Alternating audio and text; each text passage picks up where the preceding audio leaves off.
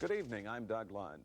Tonight on 30, we'll show you what our college... For decades, viewers of KELOLAND TV invited Doug Lund into their living room every night. I've been able to find here at the Kmart. It was a job that I wanted since a kid, to be involved with the local television station, and that's a fact.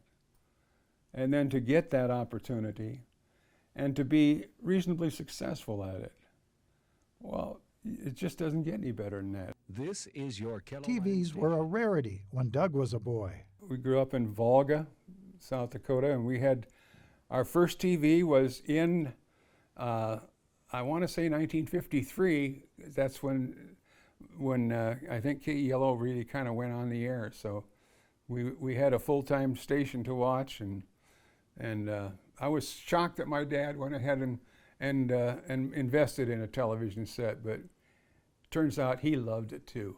So Doug started at KELOLAND TV as an announcer in 1974. most people think that I was just in there for news, but actually I was hired to do the voice work for some of the commercials and things. So news came a little while later. In 1975, Doug became a co-anchor of the news with Steve Hemmingson. Butterflies accompanied his first appearance in the anchor chair. I remember being so nervous just going out to the news set with only the script in my hand and no teleprompter at the time, you know, just go ahead and reading that. But Doug settled into the job and thrived, both as an anchor and reporter.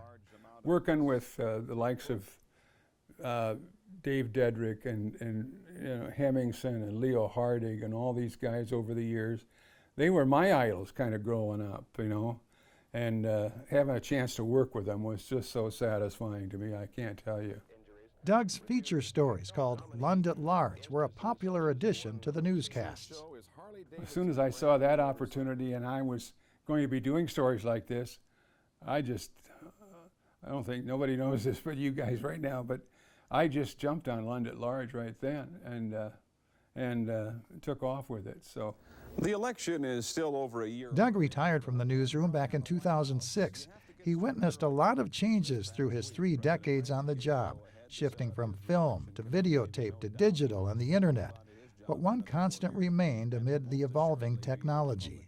what shouldn't change, I guess, is the fact that you have a story to tell it as best you can and make it understood by everybody.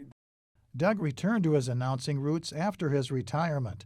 He did part-time voiceover work for KELOLAND until health issues forced him into a second retirement in 2023. His voice has gone silent, but his skills as a journalist, his dedication as a newsroom leader, and his loyalty as a friend and co-worker will never be forgotten. I've really adjusted to the fact that I've had my day, and it was a wonderful time, but now let someone else have that same kind of a joy. I'm Doug Lund. Thank you for watching and good night. Harry Groten, KELOLAND News.